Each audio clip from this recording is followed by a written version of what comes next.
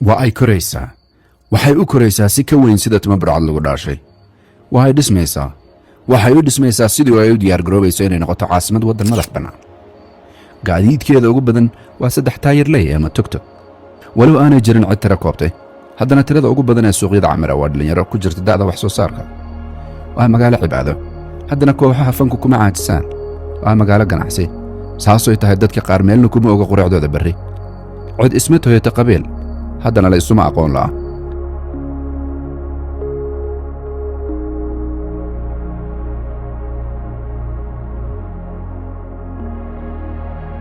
bangiyada ku yaal tira ma leh haddana macaamiishoodu maalin walba waa ay istaraan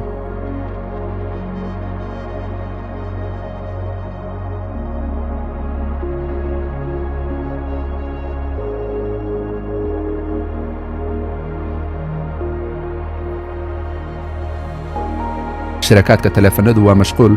waxaana safaf dhaadheer loogu jiraa sidii nambar cusub macmiil cusub u qaadan lahaa tani waa jaantus fiican oo muujinaya kororka dadweynaha ee magaalada Jigjiga waa magaalo Soomaaliyeed oo leh astaamo Soomaaliyeed Sayid Maxamed Cabdulla Xasan oo go'aamiyay ahaa ayaa bartanka magaalada ka muuqda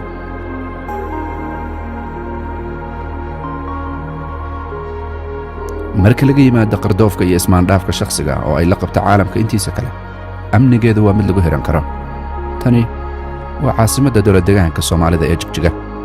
maandeeq iyo saaxiibkeed ayaa muuqaalkan iska kaashaday waa idin mahadsantihiin